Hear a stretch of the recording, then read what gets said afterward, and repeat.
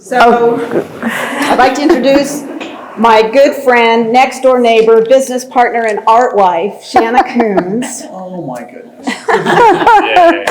We spend a lot of time together because we're next door neighbors. Oh, wow. So, and we have an online course that we've been doing since COVID hit.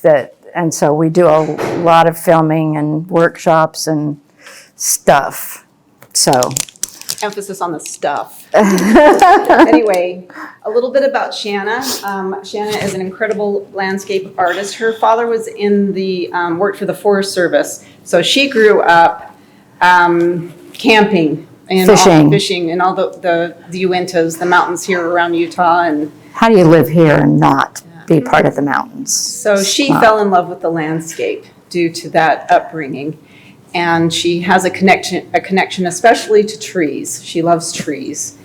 And I think you're in for a real treat. Shanna has won, she won Best of Show at the Hockaday Museum, plus Best in Show at the Bozeman Museum, and the Jackson, the plein air, what was that? Oh, for the Rocky Mountain Plein Air Painters. Right, she won Best in Show in that one. So she's an incredible artist.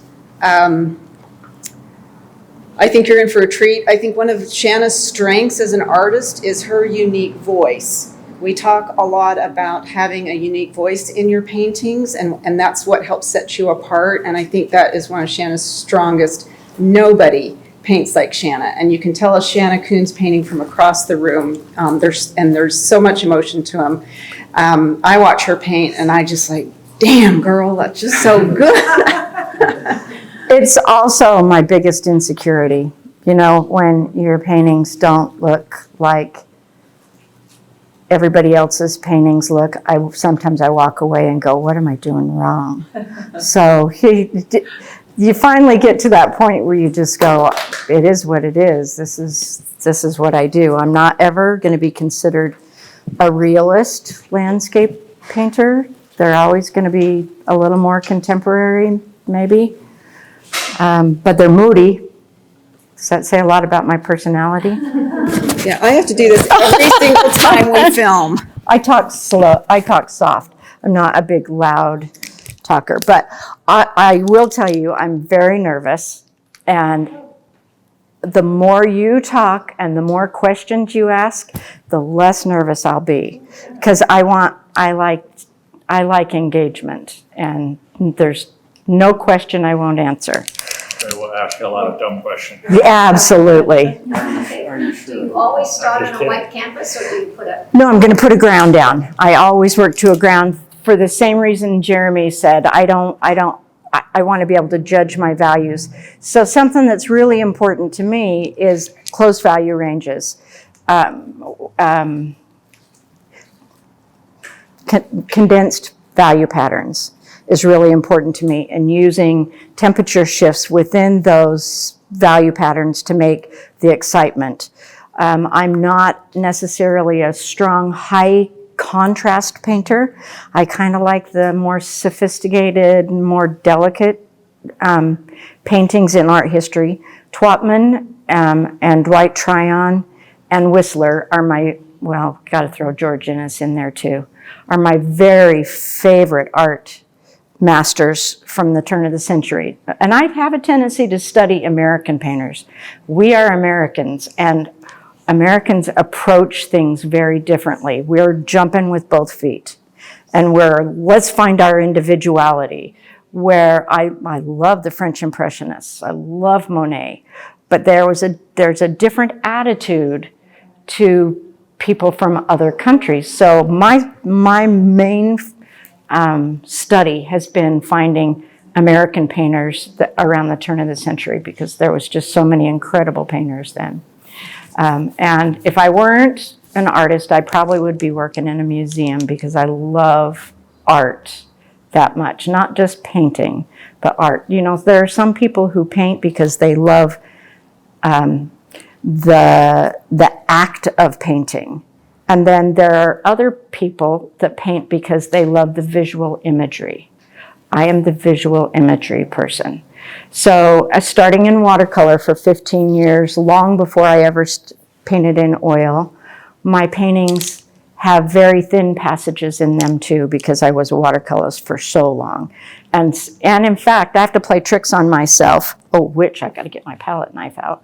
I have to play tricks on myself to get heavier paint down because of that.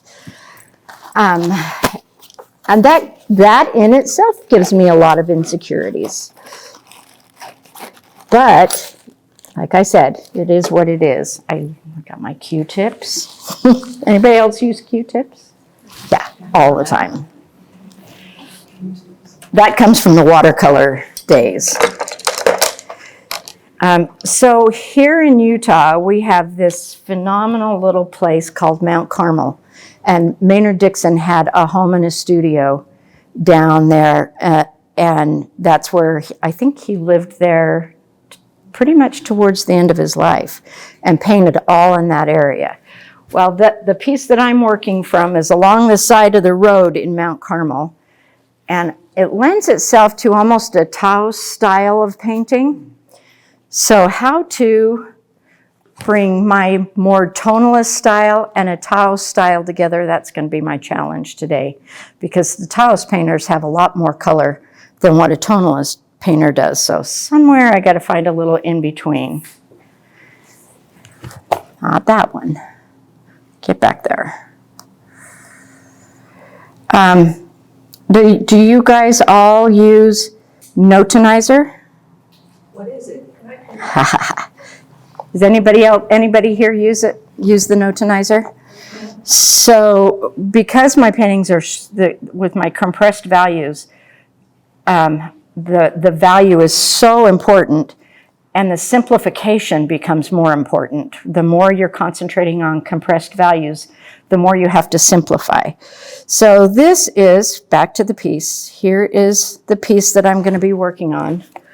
But I want to know what the values would be, or could be. And the reason why I like this Notanizer, it looks like a little yin-yang sign. The reason why I like it is because you can completely change your value patterns to whatever you want them to be. It can be a low-key piece.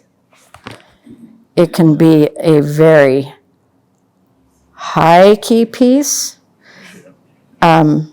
You can change where your contrast is going to be, how much contrast is going to be in there. You're not limited to what you see. My college professor at Utah State always said, do not be a slave to the tyranny of things as they appear.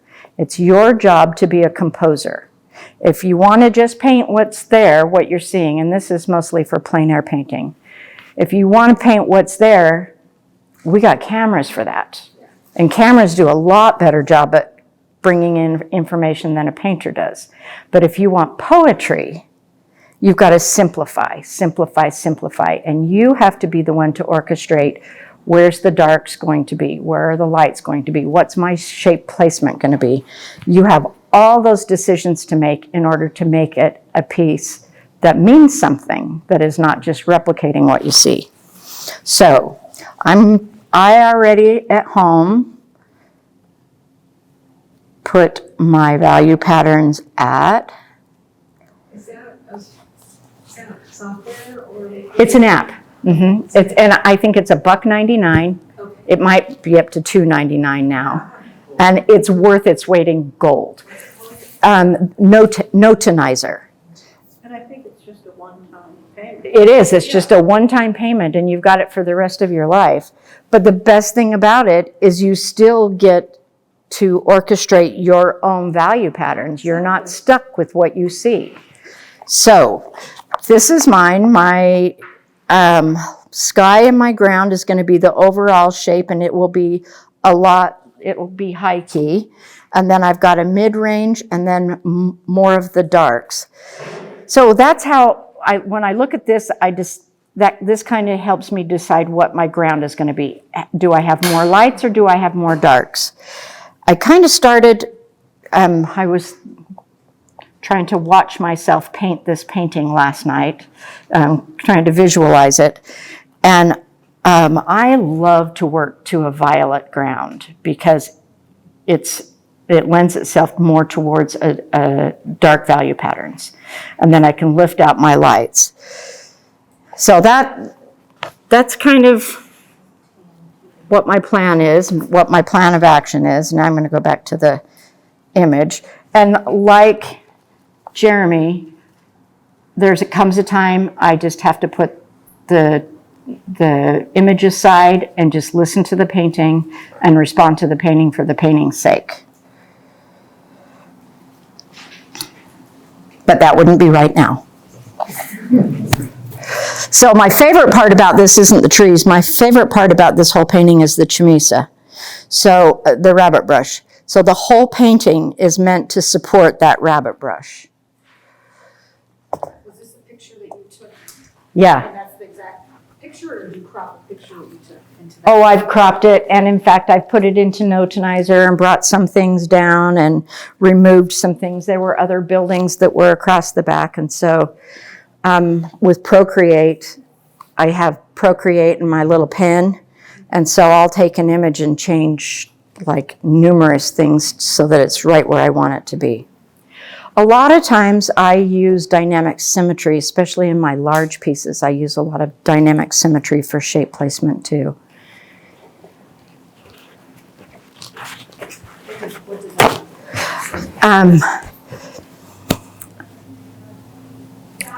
I'll get you the name of the book, and I'll get you a really great video to watch that explains it all. And here we go.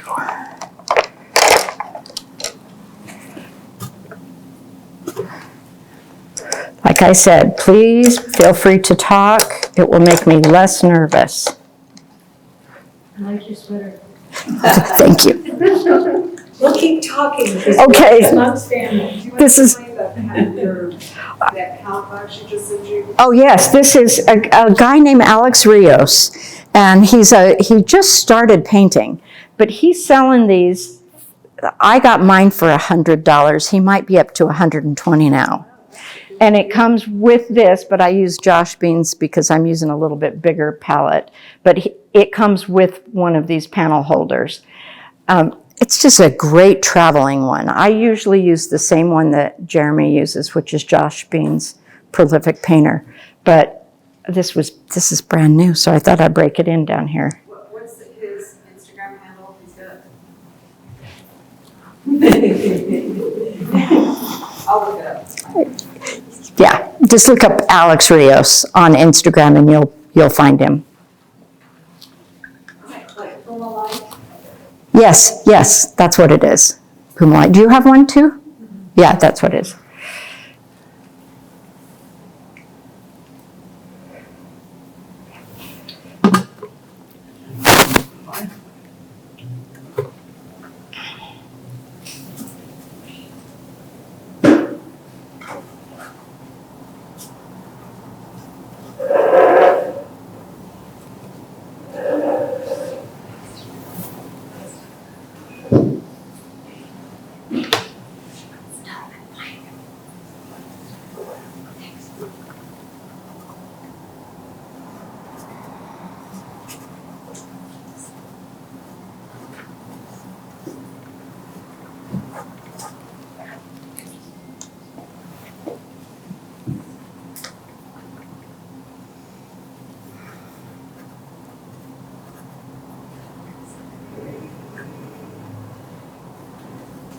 If we were home painting, Shanna would have some really loud hard rock music. Yes, I would.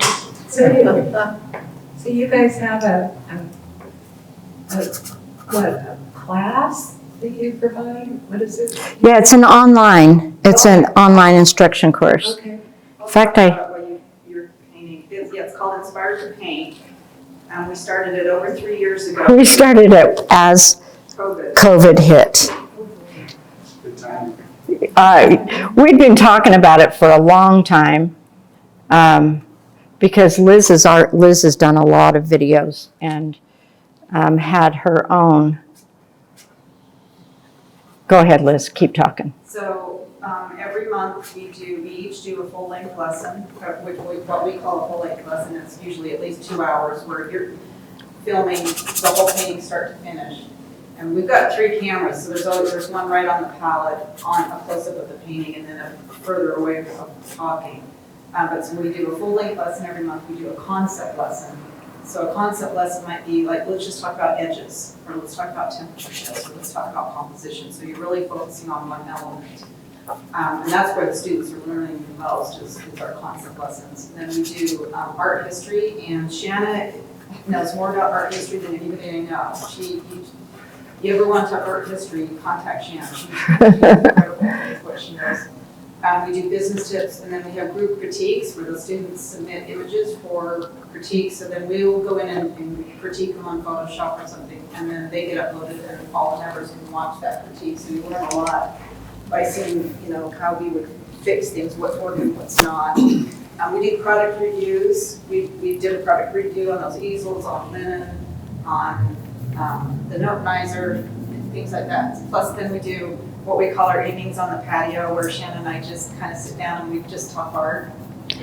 Stuff that you wish that you could hear when you first start, like business tips, or how do you get into galleries, or are galleries the best way to go, or how much should you use social media?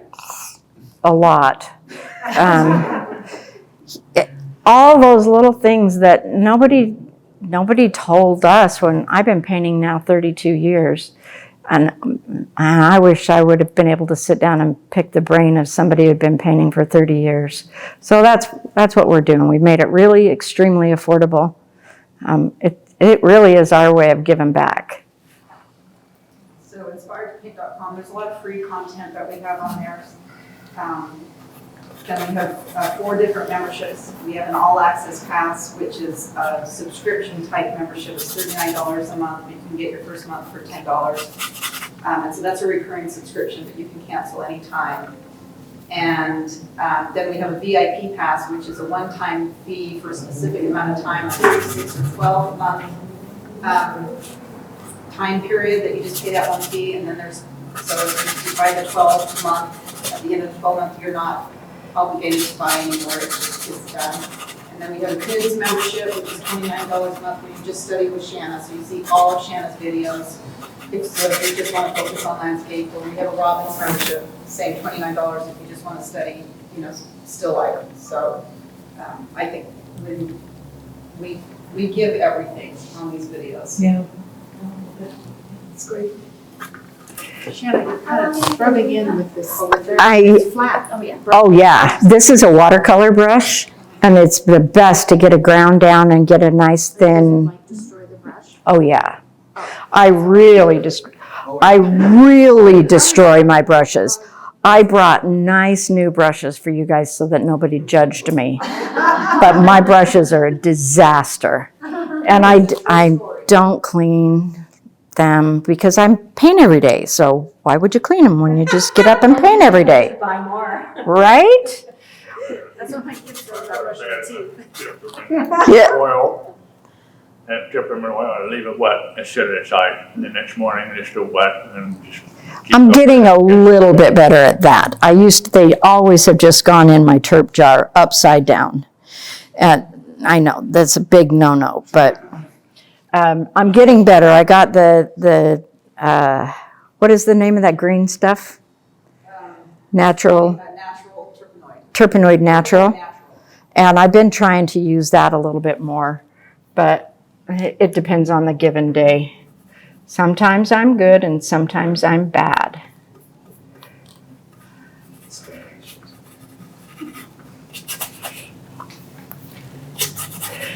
So all those rules, I don't know if you guys listen to, watch Elizabeth's social media. Somebody told her the other day that she was not holding her brush right. And I can tell you, I don't think there is a right way, and if it is, I'm probably have broken every rule too. Because I paint like this and like this and like this, and Is there a correct way to hold your brush? No. I didn't think so. What an idiot. Oh, he went on and on and on. Oh, no. I didn't find out exactly. It's beautiful already. Shanna, are you an indirect painter? Do you go in with the light colors over this when it's wet, or do you let Yes. it dry first? I'm very much an indirect, well, both. Okay. Because I'll keep working, but the finishing touches usually have to come, or any glazes, because I do love glazing. They'll come after it's all dry. And I didn't bring it, but I love to work with that cold wax medium. This painting's got quite a bit of cold wax. That painting's got quite a bit of cold wax. That's one of my tricks of trying to build up a better surface. Do you have medium in that little cup there? Yes, this is my Neil McGilp, but I'm not going to use that until I get closer to the end. In order to layer paint, you have to be able to change the viscosity with each layer. So this is my change viscosity thing. So you just do solvent on your first layer? On my first layer. Mm-hmm. Yeah, and this is nothing more than a drawing at this point. Believe it or not, this is a pretty limited palette for me. I've got 3 yellow oranges. I've got quinacridone rose, ultramarine blue, and a little cerulean. And then I've got my Shiva yellow light and my quinacridone burnt orange, which they don't make. Daniel Smith does not make traditional quinacridone colors anymore, but M. Graham makes quinacridone rust, which is the exact same pigment as what Daniel Smith used to make. And I like it because it's so transparent. But it's got enough kick, enough staining power that it can flip a color, warm or cool for sure. And then there is a Daniel Smith color that you can't get it anymore. And I bought every single possible tube I could get, and it's called Raw Umber Violet. So you can make that with Gamblin, with asphaltum and quinacridone violet together will make that same color. But can't buy the tubes anymore because there's like 35 of them at my house. How much are you selling it for? Let me know. I need to have it written down somewhere so I can understand that. Raw Umber Violet, Okay. yeah. It's the most beautiful modifier. It'll take any color and just barely make it more subtle. Just barely temper it. It's a beautiful, beautiful color. Okay.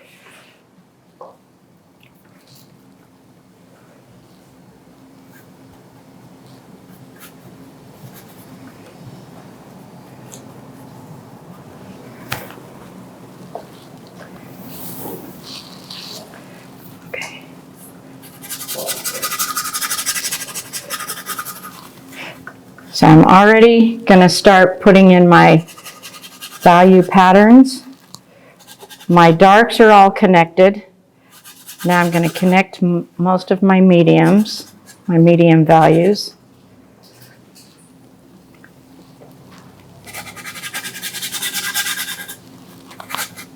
Now, when you said you toned the canvas, I was assuming you were going to. I'm going to. On medium value to begin with, then add the darker. And I do that as well. Lately, I've been doing the drawing first and then going in really strong with my darks.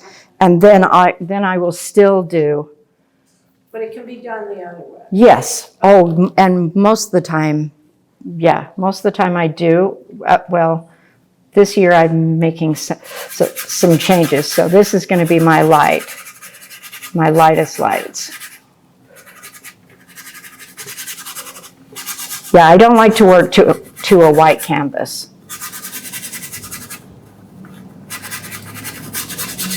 What role does painting and plein air play for you? I don't, so I've been on the circuit and done some of those plein air shows and all of that, but then that's when I walk away going, you don't paint like anybody else. You must suck. So I don't do them anymore. I do ones, like maybe invitational ones that they know how I paint. But the competition, I just don't want to do those anymore. So what plein air does for me is it gives me color notes. It gives me all the information that I can rely on later on as I'm going back and working from an image or even working from my head. I just don't enjoy art at a competitive level. I don't see the sense in that. We're all different, and we all need to be different. Every style has a voice, and every voice has an audience. You just have to find that audience. And I think then that when a big giant movement like that comes in, people start maybe painting for prizes. And so the paintings become a little more homogenized, and people with really different voices kind of get pushed out. I don't know, does that anybody agree with me on this? And I think it's really important.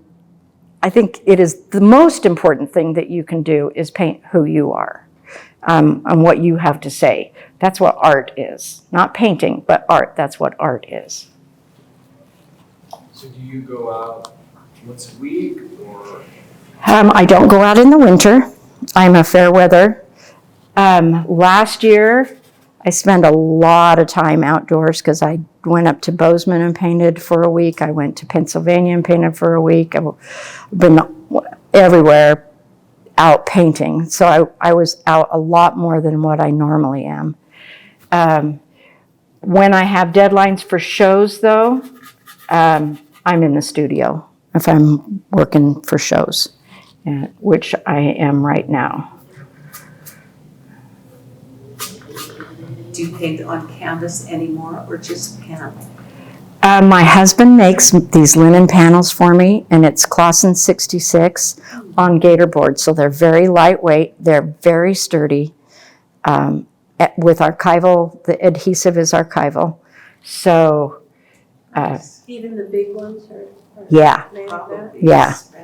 Yeah, we stumbled upon this great big huge heat press. He used to iron them on for me with a sheet over and iron them on.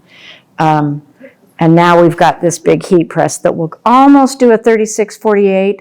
It'll do a 34-46. So he makes all of my panels, and he's starting to make them for a few other people too. Makes all Liz's. Nice. Cindy Barron, he makes Russell Case. So. Is this what you call the ground period? This is the ground, yes. Okay. Just getting a value down. And then I still will wipe back in even then.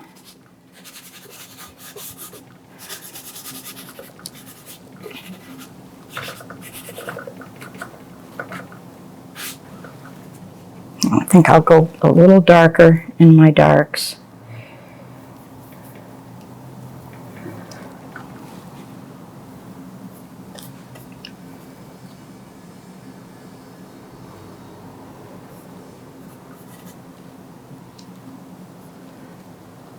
And did you say why you use the violet as the ground? Do you always use that? No, I don't. I don't always do anything, but I do love this violet. Will give me a little more contrast, and I can go for some darker values with the violet underground. Like if I want a really peaceful, quiet piece like this one. This one, I can't remember what I think I used a yellow ochre on this. The one with the swans. This was purple. This one was burnt sienna. And this one was a little bit of yellow ochre with some of my raw umber violet was the whole ground on it. So it just depends on how I want the feeling of the painting when it's done.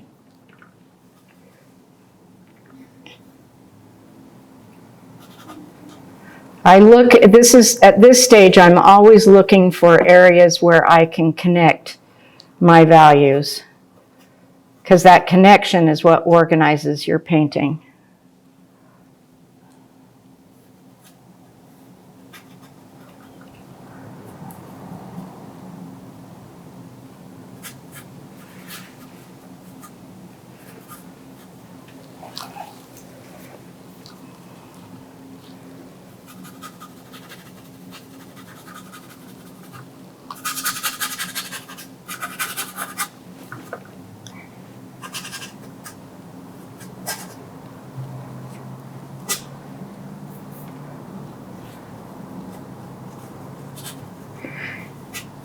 So right early on, I'm looking for a way for the eye to go, okay, I want you to come up.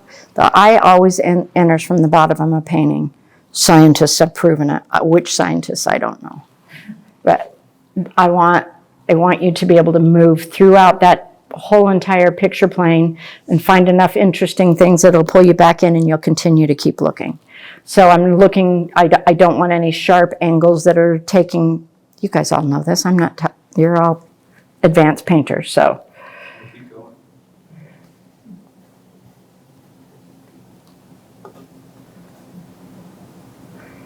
I loved, there's a little tiny bale of hay over here, and it's small in the image, but I'm going to make it larger in life because I think it's a nice element to be able to put a pop of light on the top of here and some light on the light side of that. So I've made a decision to make it bigger than what it is.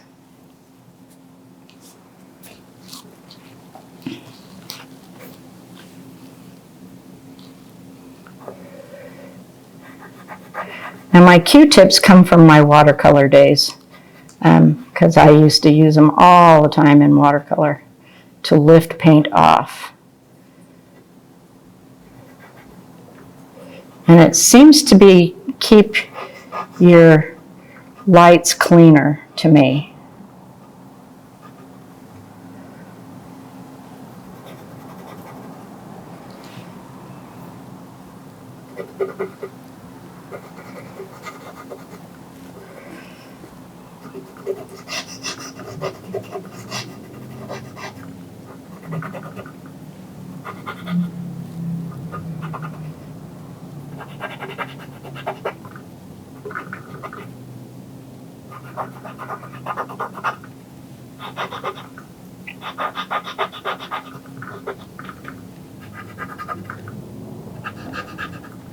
You're all being quiet.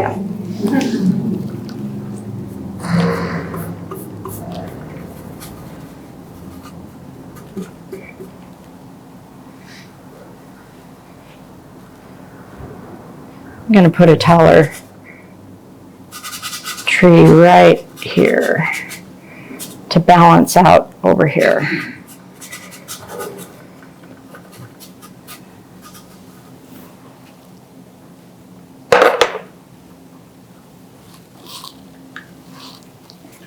So I'm not as familiar with the beeswax medium you're talking about. Yeah, cold wax. Yeah, when do you apply that? As I'm starting to build the surface after this, when I start painting, I'll just take a scoop of it and put it down on my palette, and with each big pile, I'll just put a little bit in there and really blend it in nicely. So you blend it in with With the paint, yeah, and not with each individual one, just in the whatever color I'm using. I'll just grab it and throw it in a little bit. For texture, you mean, or? Yes, yeah. So it's like a medium, you can take as much as you want and 50-50. You don't ever want to use more than 50% of the cold wax with 50% of color, because then it starts making the color unstable. But you can go up to 50-50 with it. And then does it dry or does it stay wet? Oh no, it dries. It's got a dryer in it, just like your Neomag Gelp would. Mm-hmm. Okay. Yeah, it's luscious. So It's when very it dries, luscious. Will it melt in heat or does it? No, you've got enough paint in there. It's not like a real encaustic painting. If you have an encaustic painting, you don't want to put that in heat. But this has got enough traditional paint in it that you don't have to deal with the same. I mean, I wouldn't put any painting out in like the hot sun, but it's not going to be like an encaustic painting. Shanna, what blue do you have on your palette? From here, it's like beautiful iridescent. Is it like a cerulean there? Just that right now I have a cerulean on my palette. Okay. Yeah. But what's the blue on your canvas there too? Oh, that's just ultramarine. Oh, okay. Yeah, just ultramarine.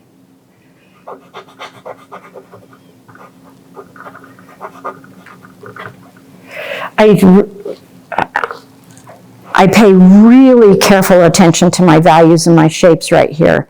If your composition doesn't work, no amount of pretty paint is ever going to make the painting work.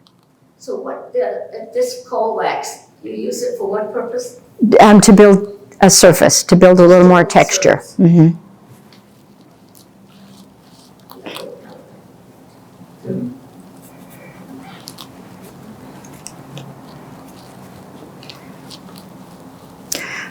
Usually, but by the time I'm ready to put color down, which this is not color, this is still a drawing to me,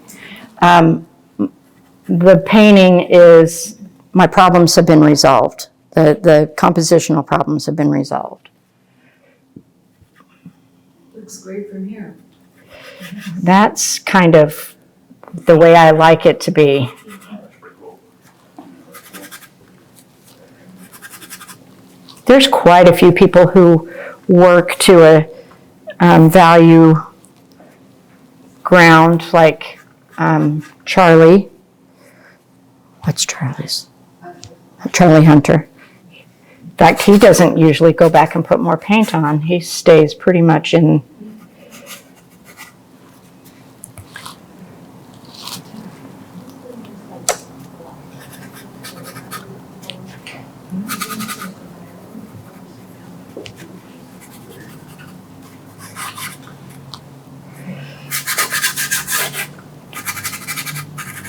Allie, you're really tonal. Do you work to a ground like this too? In plein air settings, no, because the colors, I get tripped out too much. So I never actually tone my canvas. But in the studio, do you? I haven't, normally I'm a direct on. However, there's times though where in my brain and I'm thinking, okay, how would I go about making this painting work? At that point, sometimes I can envision myself, well, if I want to see some little shimmering light between paint and having that glow come through, then Yes. okay, then I should tone. And I love that juxtaposition of one color with another color peeking through it. It makes it, there's a continuity. It really does, and I think I would probably do that only if I have a small study to work from first, where I kind of have the end roadmap in mind. Because then it becomes a game of, you can put any color in there that you want, and you can do anything that you want if you kind of know where you're heading. Especially if your values hold together, if it's simplified enough. So now I'm going back again to make sure that my eye is moving throughout the painting. I don't even care if it's a dark or not in that. I just want to make sure that it's working here.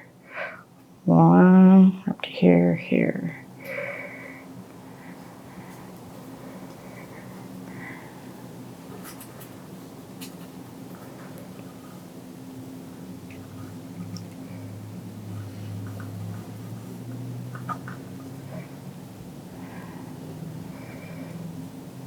Now, there is also one of these big watering things in here. What do they call these?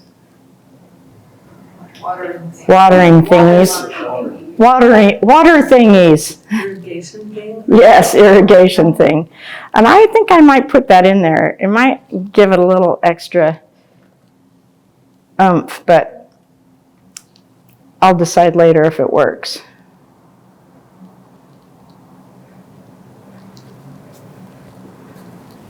Okay, I move around a lot when I'm painting. I probably should be 25 pounds lighter because I move so much. And I do work with a mirror for all my compositional decisions. I'm looking in the mirror before I'm going back to the painting. Sometimes I put the paintings upside down and see what Yeah. something about gravity And the mirror does exactly the same thing. upside down. Yeah. And then sort of turn it back up. Get you thinking outside the box a little bit.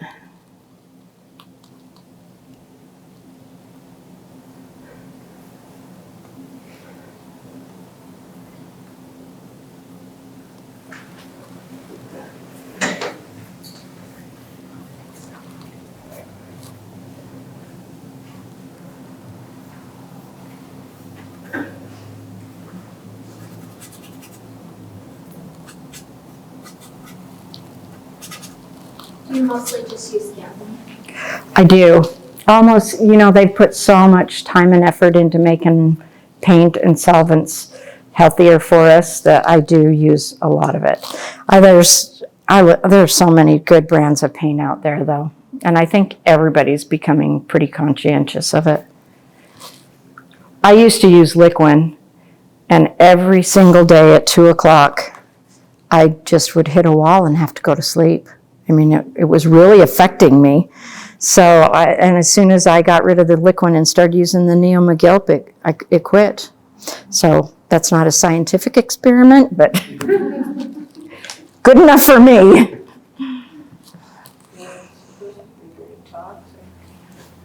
Okay, I kind of like where it's at. It's got lots of movement to it. The values are working. Now it's time to start introducing some color. The whole painting, for me, the most important part of the painting was the rabbit brush. So I'm going to, I forgot to get this out. I'm going to put a color down so that I'm reacting to the color and not just simply choosing it. It becomes a reactive thing. Shanna, in your studio, when you're doing a larger paint or even this side, do you mix pools of paint to work from, or do you just? Sometimes I do in values. Say I'm going to work a middle value. I've got a big plane like in here. Then I will, because I'm looking for a variety of warm and cool within that value range. And if I have a large area, I'll do that. If not usually in the smaller areas, but if you struggle with value at all, reading value, that is the very best way to paint, because you're right on the money. You can tell exactly what that value is and mix just different variations of temperature of that color.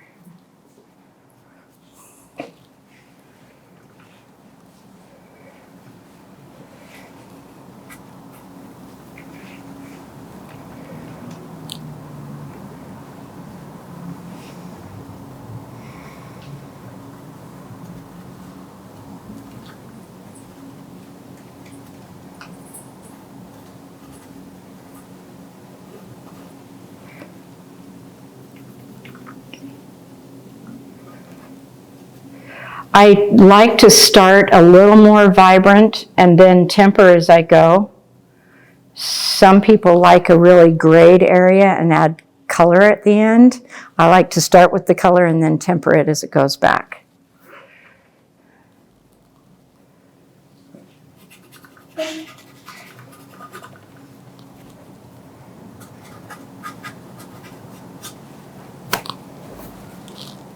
Now I have decided that these trees are going to be fall because it's fall, and I'm in the mood for fall. I'm tired of green.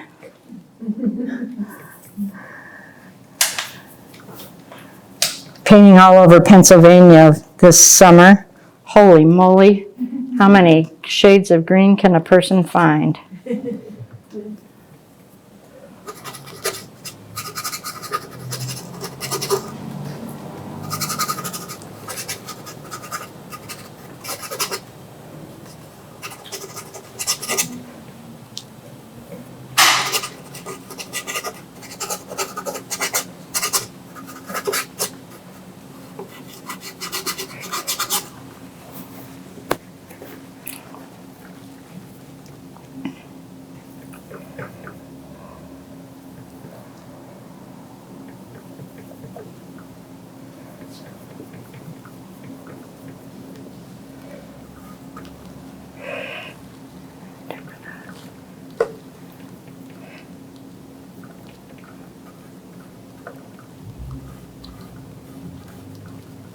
Now what brush is that? Is that a rosemary brush? It is a rosemary brush.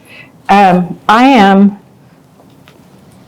have been a spokesperson for Princeton brushes, and I love Princeton, but I couldn't get my hands on any new ones for a while. So I hurried and got some rosemary for So what one is that? Are you looking at now? this one that I'm working with now is the Bravura long flat. I love flats. This one is a little softer. I normally like a little stiffer brush, but every once in a while you have to have something really soft to just kind of float the paint on top.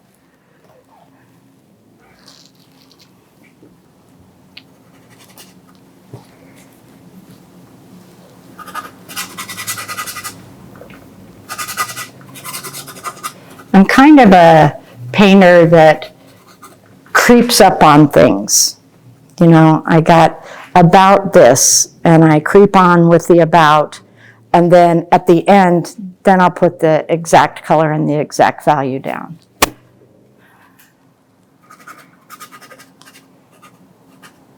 I know there are people out there that paint, that put the exact value, the exact color in every stroke and just complete the painting. Not very many people can do that, though. I think that's a pretty rare thing.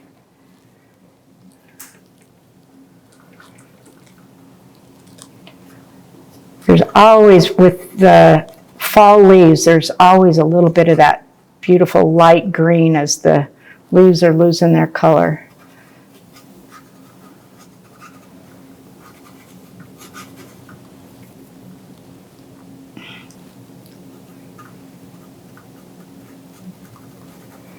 It's that transition color. What are you using to get those lighter greens? This Shiva Yellow Citron, right here. It's just one color? Just one color. Well, nothing's ever just one color. I kind of mix, like, I got some cad yellow light, some yellow ochre, and some cad yellow deep. So then, and there's a little bit of all of it in there.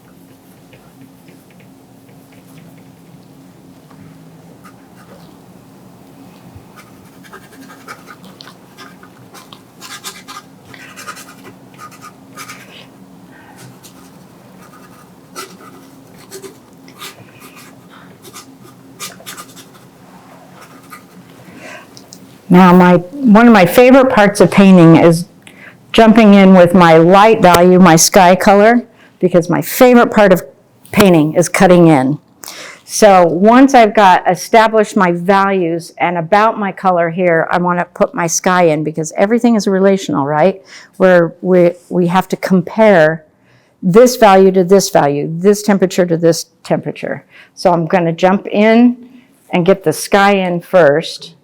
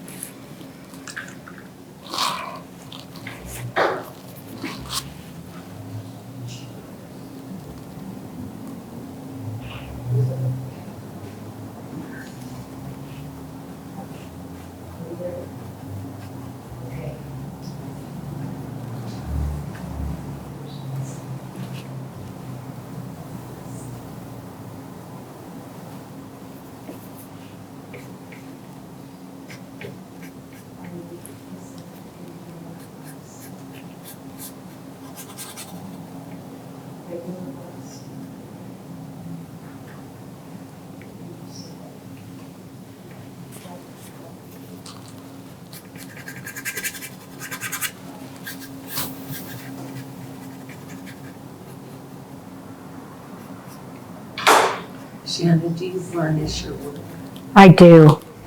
I varnish it like as soon as it's dry to the touch. I never used to, but I use that Gamvar, which is easily removable. So now I do. If a painting goes out to a gallery and it comes back, I have a bad attitude about it. And I'm mad at it. It will always get reworked. Very seldom, if they come back, they don't go out the same painting.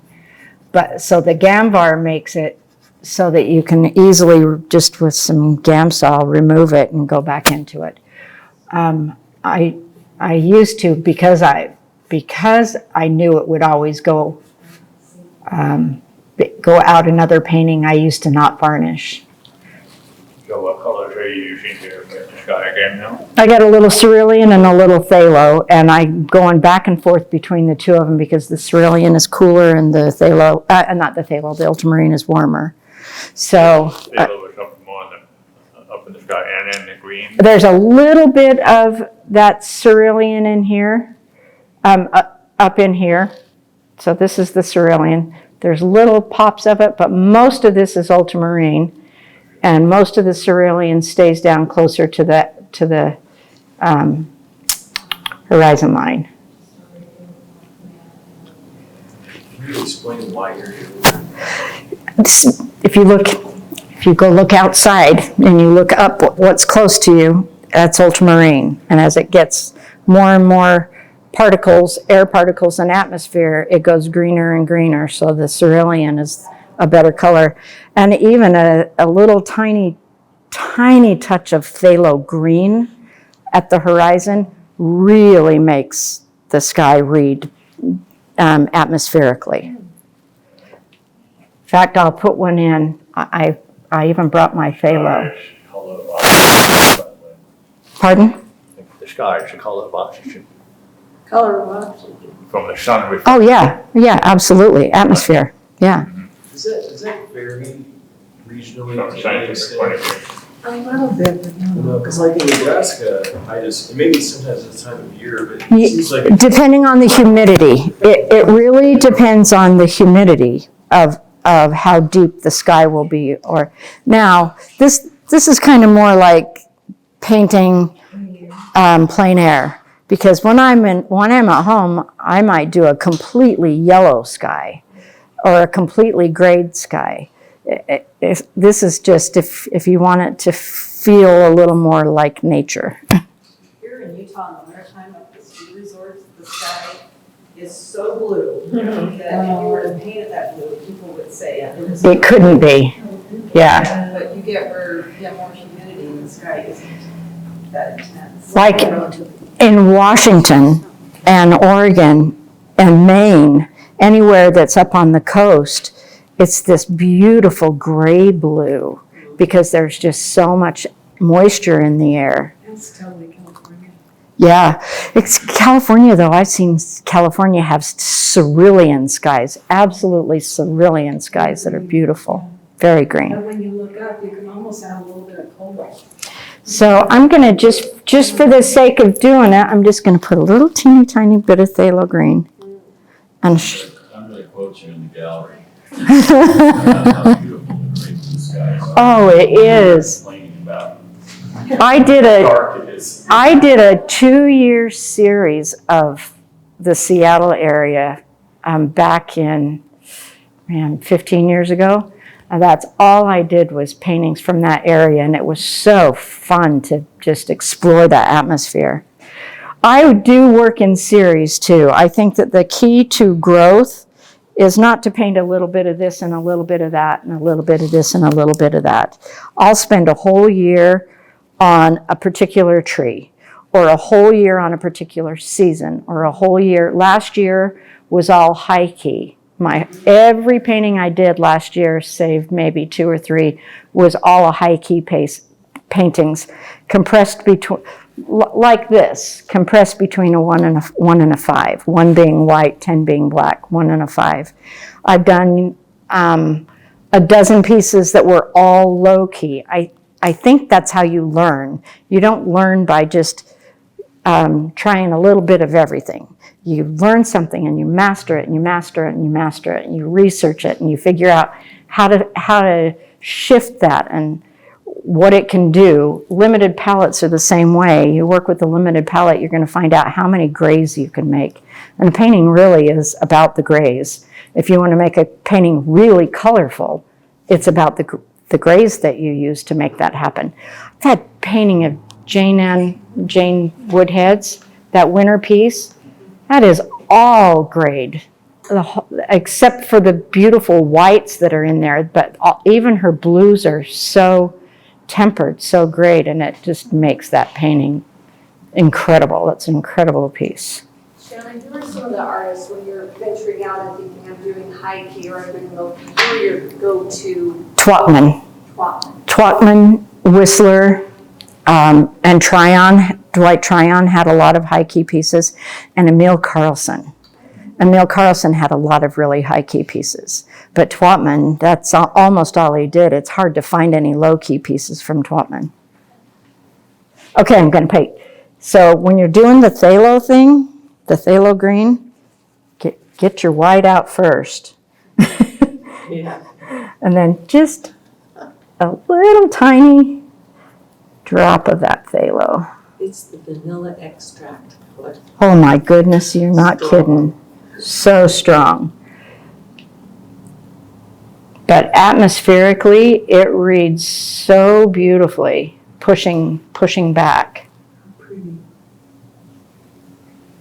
Let's put a little more green in there. And cerulean has a lot of green or yellow, making it a green.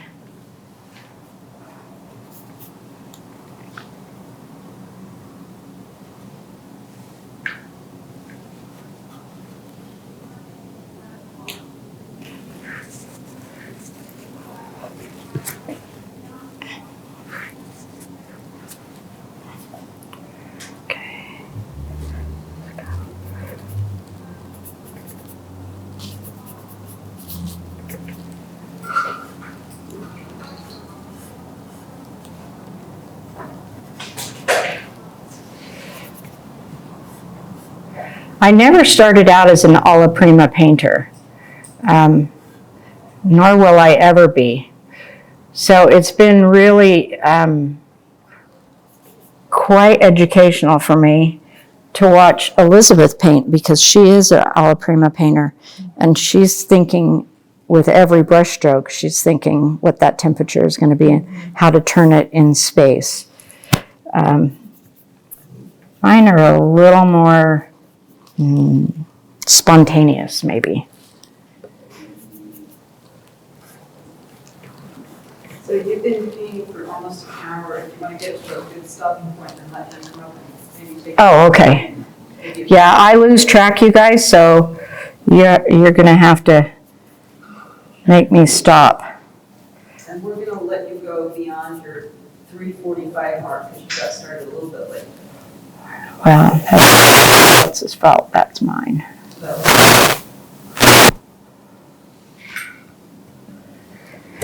Okay, I'll let you get up and walk around, and then I'll jump back in.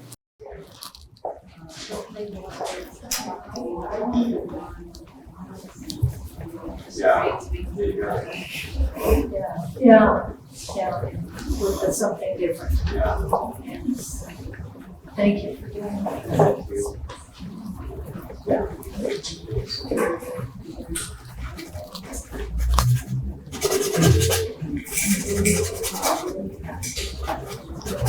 What is that? So this has got a little bit of Naples yellow light and a little bit of my raw umber violet, and then I grabbed a little bit of yellow ochre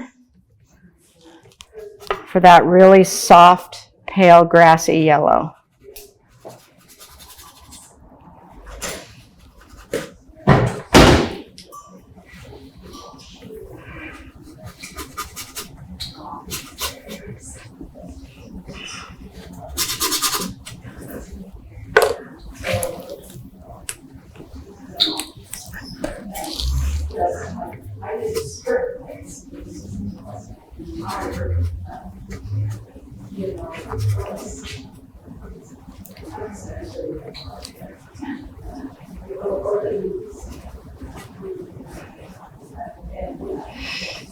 So this is still part of my creeping up on process. I'm just putting an about color and an about value, and then I'll stop and fine tune everything. They look like lilacs, even though even it's purple. Yeah, I love They to, look like lilacs. I want some of that purple coming through the whole painting.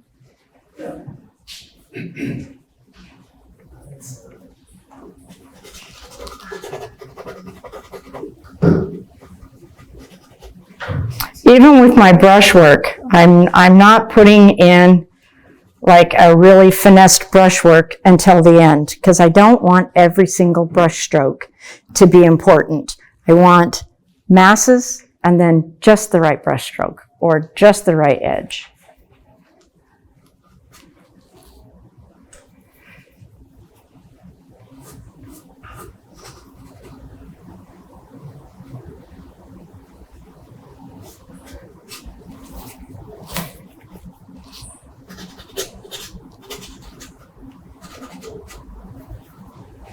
That's one reason I think I scrub with the side of my brush, because I have found that I can keep that purple coming through if it's a really thin scrubbed on value or color.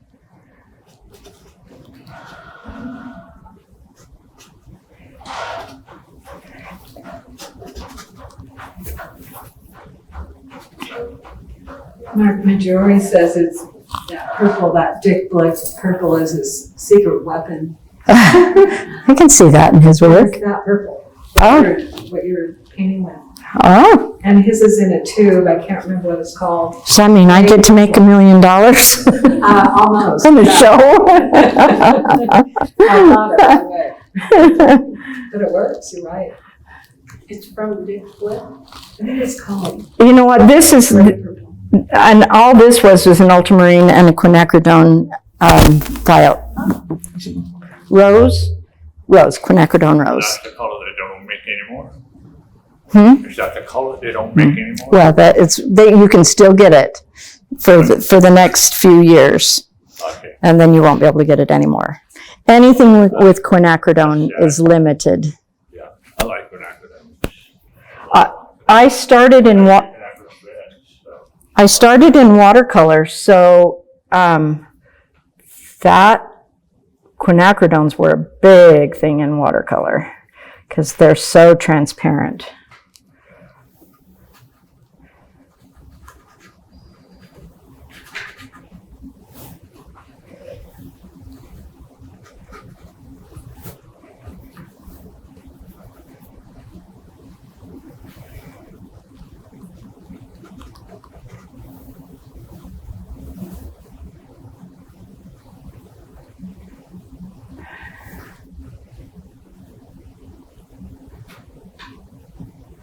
Some of the darks, I have to go back in and reinstate like this beautiful purple right here. I'll probably put just a little, add a little green to that.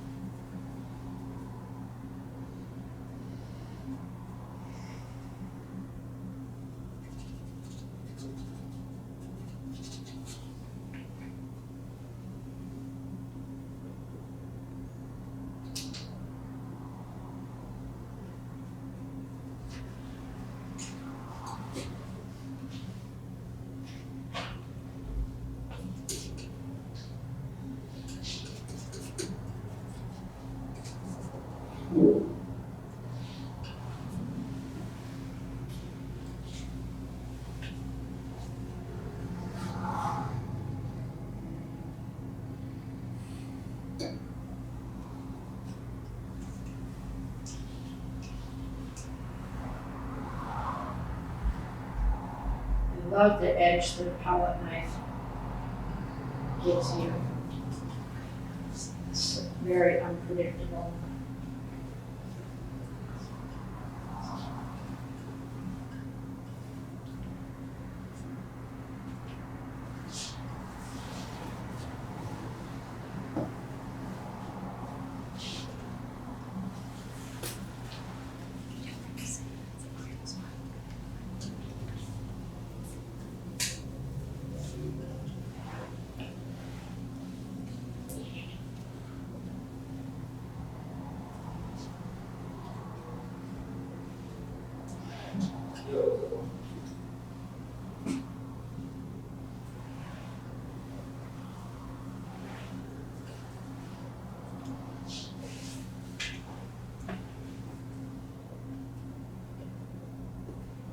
This is very, very colorful for me.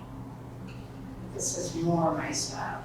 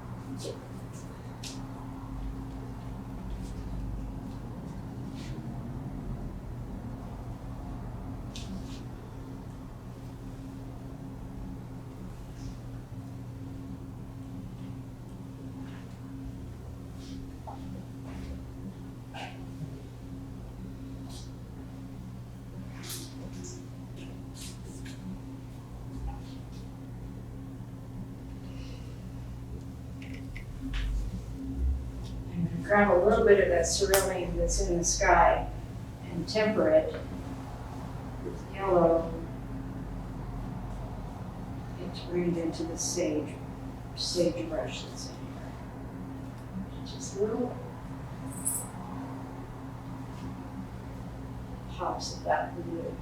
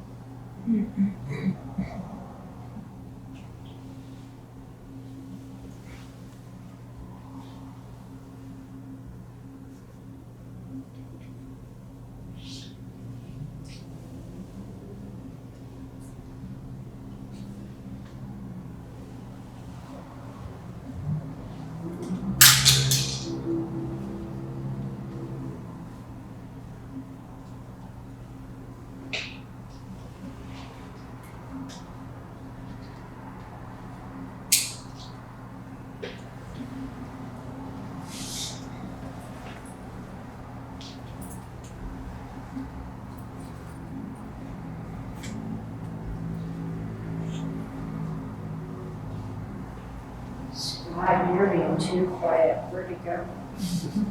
Well, yeah. You're being too quiet back there, Scott. Okay, I thought I'd ask you a question. Okay. Just if I heard it correctly, the medium that you use to, when you lay the porcelain, is that quick drying? Yes, yeah. I love to glaze, like, I'll take a painting at this level and put a glaze of, ultramarine blue over the whole thing, or that raw violet over the whole thing, and then start lifting out in areas that I want to pop. A really transparent, thin layer. So I want things to glaze well, to dry while I'm working on them.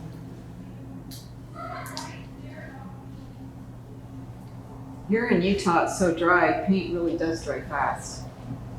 Yes.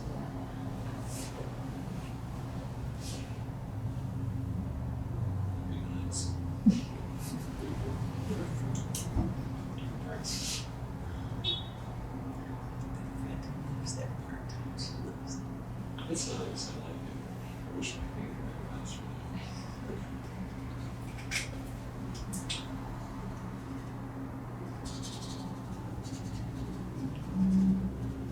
See, now the purple's starting to get, the violet's getting a little tempered.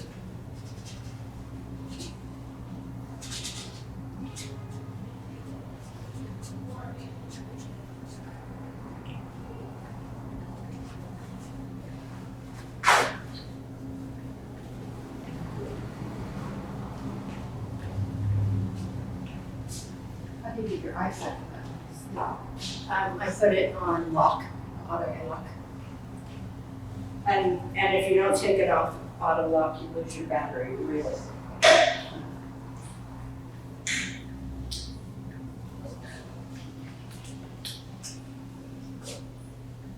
It's saturated, let's double that down.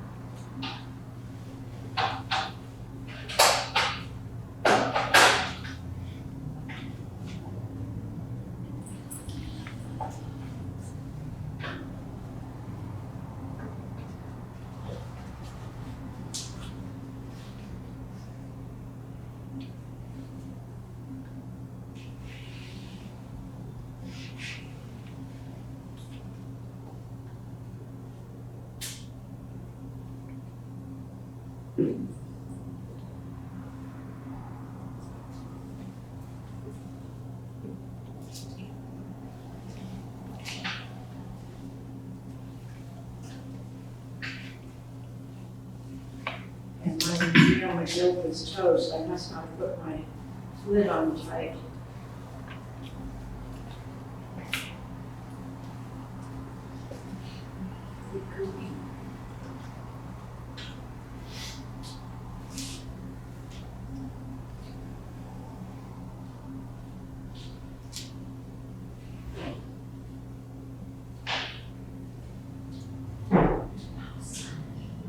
So this is the part where I usually start slowing down. I've been reserving comment until you get to the foreground. Artists who deal with me know that I think most of them are quite lazy when it comes to foregrounds. And it's always the first thing I look at in landscape painting. It's so important, it's the first, because So that's look- where your eye I comes. mean, the way I look at the one you got sitting on the floor there, the bottom third of that painting is my favorite part of the painting. And, It's my favorite part to do, too. and so I remember one time I went into Jason Rich's studio up in Minden, up in Cache Valley, and he got so tired of me critiquing his foregrounds that he had an entire show set out for me to see before he went up to Legacy. And I walked in the room and he says, "All right, start picking apart the foregrounds." You know exactly what we were going to talk about, and they were all just spectacular. But I think sometimes it gets to be the rushed part, and it shouldn't be the It rushed shouldn't. part. That's where your I eye mean, comes you in. know you're back there painting the buildings and the skyline and the trees, and he spends so much time there, but I don't know. But if you can make a few really great little abstract shapes down absolutely. there, it can make the whole painting.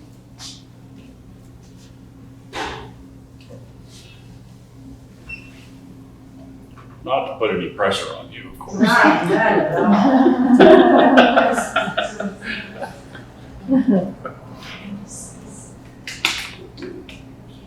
But really, that has to be interesting. If it's not interesting where you come into the painting, your eye's just gonna leave.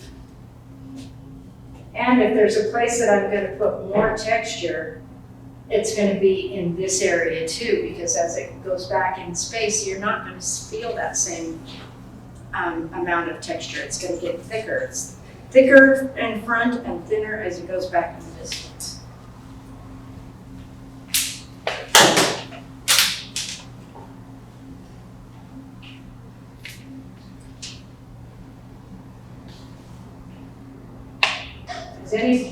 Are you guys all familiar with E. Martin Hemmings? The Taos painters? Look up E. Martin Hemmings and his foregrounds at the bottom. And he handles a background with just a dark brush stroke that says, this is the horizon line, no detail on it at all, just a simple plane, and all of his thickness and richness is on the bottom.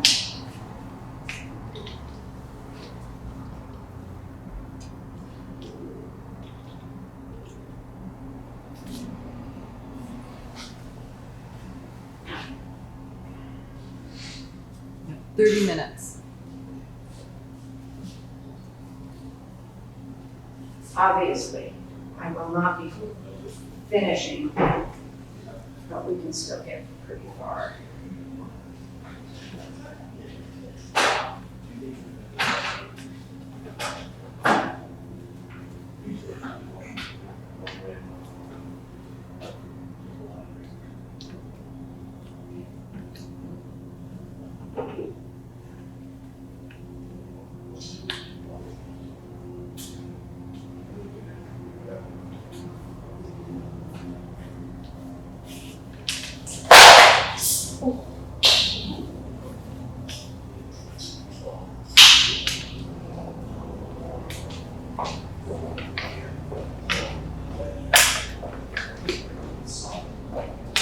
What was the high key artist you mentioned? T-W-A-C-H-T-M-A-N. No, T-W-A-C-H-M-A-N. I just looked him up, Shanna, and I thought, I can see his influence in your work. Like, that's I really just fun. adore his work.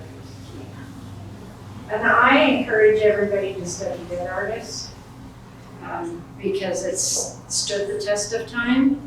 And then you don't need to worry about being too heavily influenced by your peers.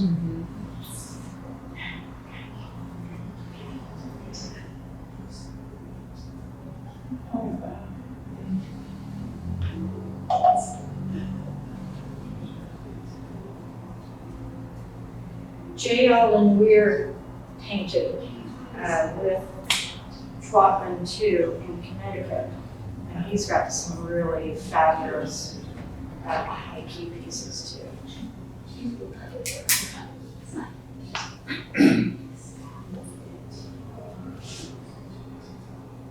So this is, I'm starting to temper now. Where some people do exactly the opposite. They start out tempered. I have to do everything wrong, everything backwards. My mother used to say backwards.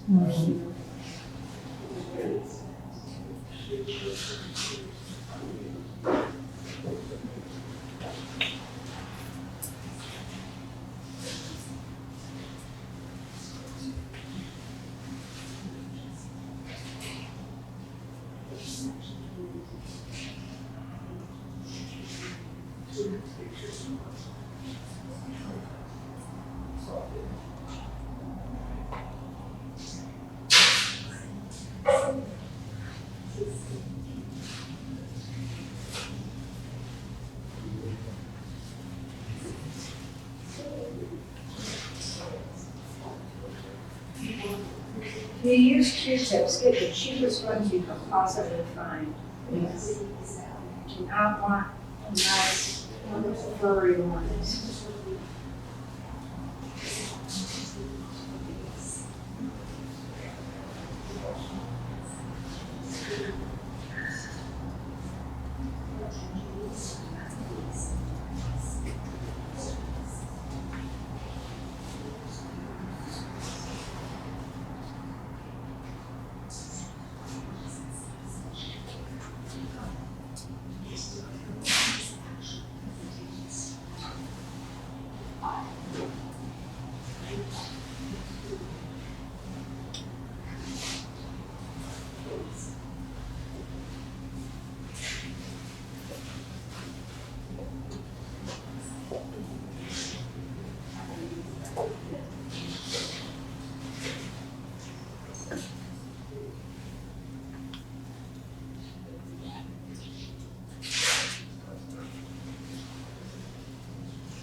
So I'm pretty aware of my edges throughout the entire process. Some people are mostly hard edge with a little soft edge, and some people are all soft edge with a little hard edge. And I fall into that category. I love soft atmospheric edges and then a pop here and there. And I love a painting that's all hard edges with little soft passages for you to move through too, but it's just not Hawaiian.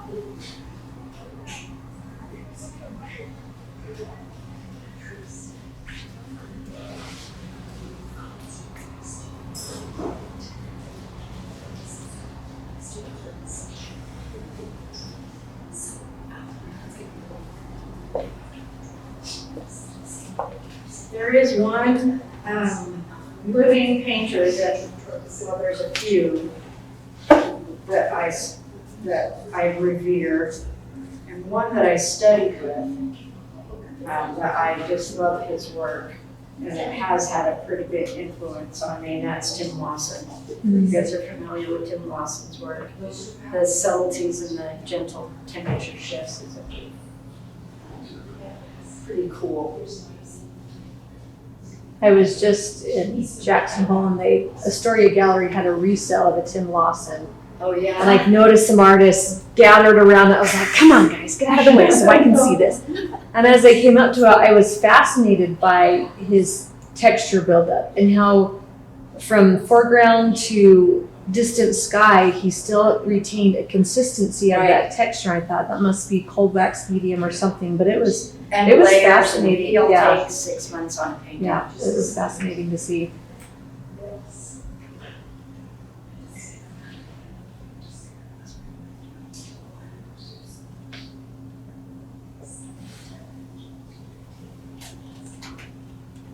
Yeah, I don't have that temperament, and we have to paint our own temperament. If it takes me longer than a couple of weeks, I've lost interest. So you have to paint who you are too. I wish I was him, I'm not.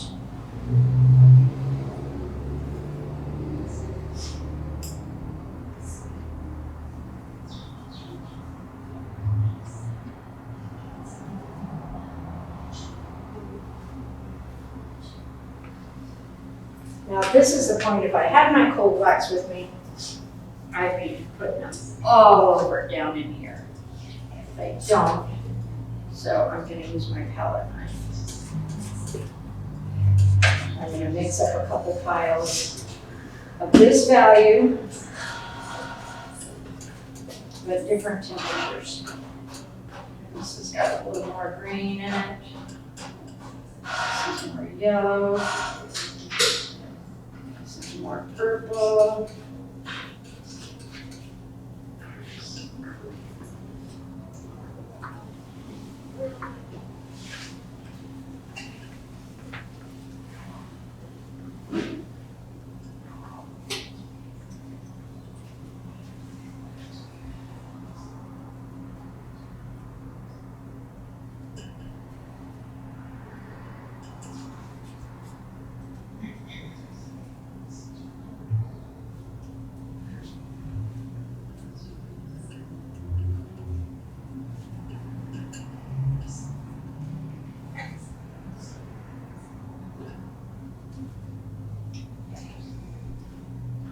How am I doing, Scott, for the foreground? We're waiting to see. You're tough.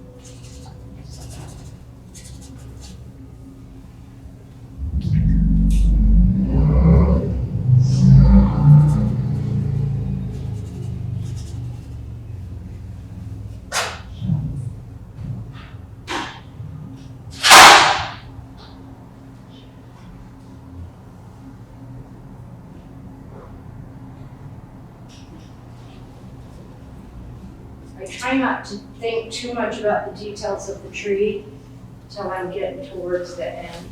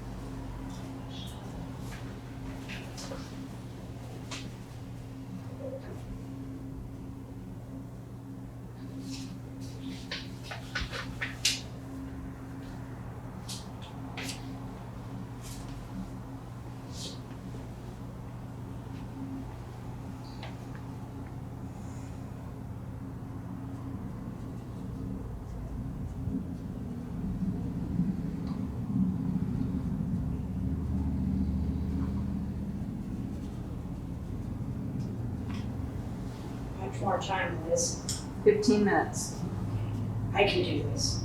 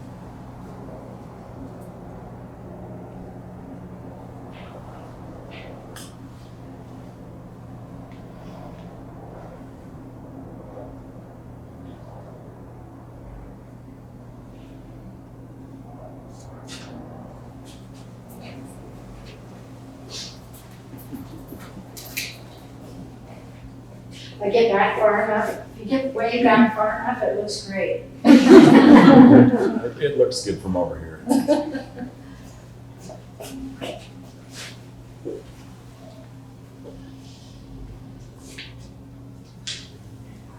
I saw an artist one time, he was doing a demo and did what you just did, saying that he wanted to get back away from the painting, but he wasn't really happy with how the painting had turned out. And he just kept on going, and he left. And left everybody just sitting. It was a little bit, it was really weird. I can see that.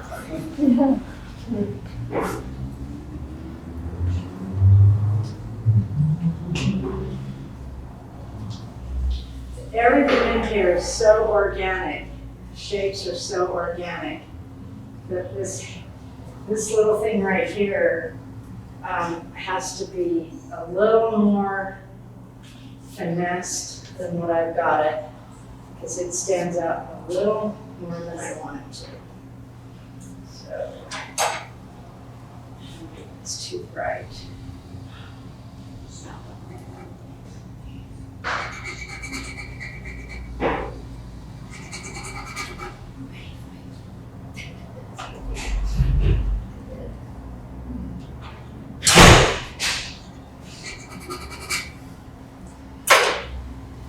There we go.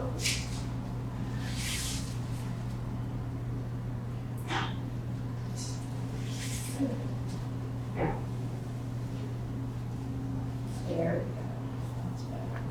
A little more neutral.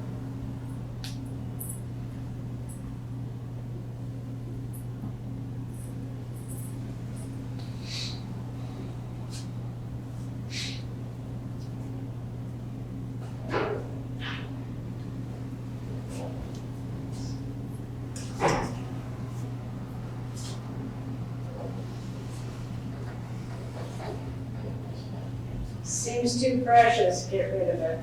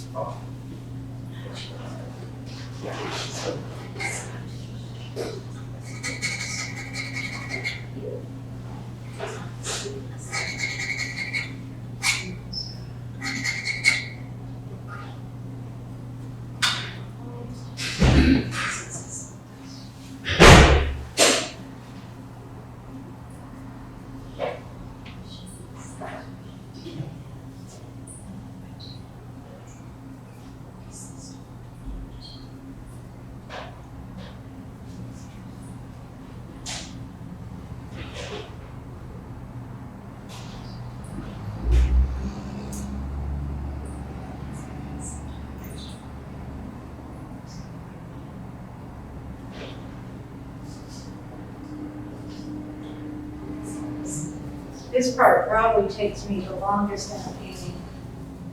It's finessing the shapes after I got a really simple shape down.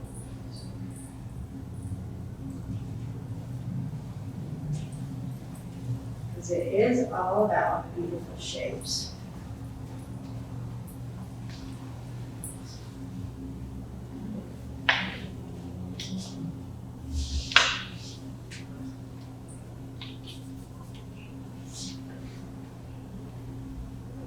Keep feeling like somebody's watching me. Except for it's that witch. Oh.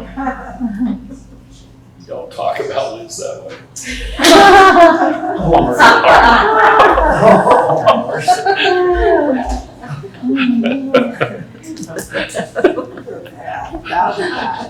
Yeah. I've got that on recording. Live that one down.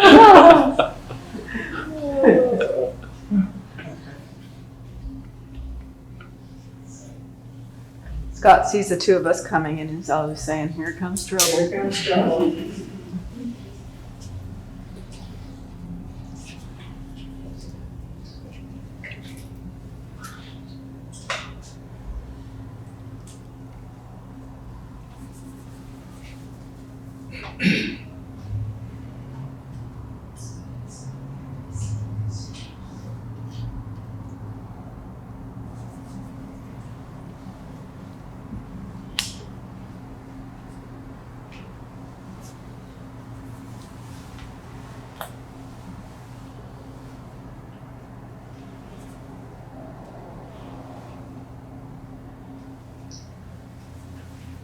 I would normally be using my Neo McGill, but my Neo McGill is now Neo McCool.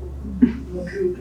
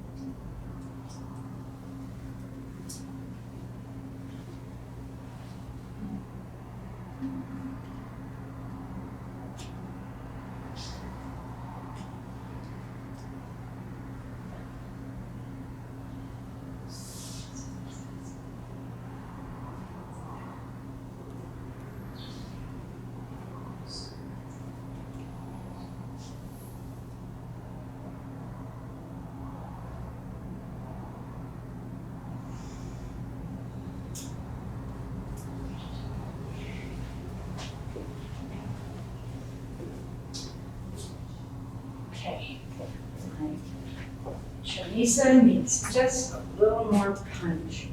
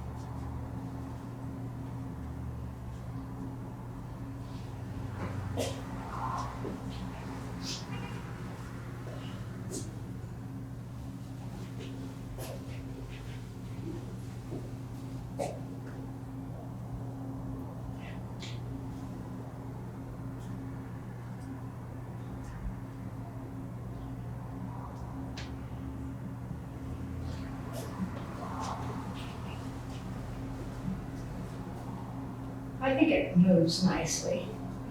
I probably could spend more time on the trees and then reinforce some of my darks. I'll do that real fast. Just reinforce some of the darks in the bottom of those trees.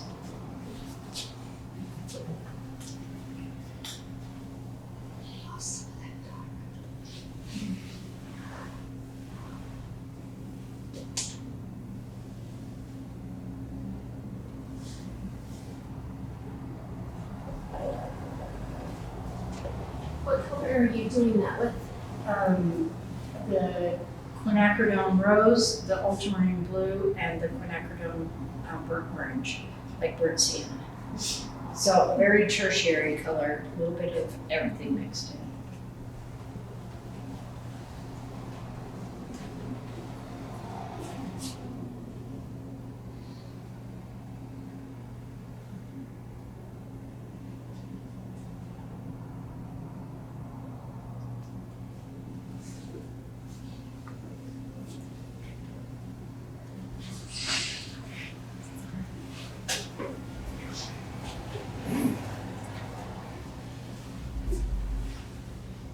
Okay, so what I will do when I get home with that is really fine tune those trees and make them feel it's organic. I love the foreground.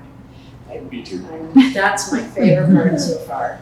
The rest of it, I'll soften a lot of edges and I'll develop those trees a little bit more. Still very abstract, but just give them a little more dimension and soften a few edges back here. This is pretty loud for me. This has got a lot of color for me. I know, here, it's not loud at all, but.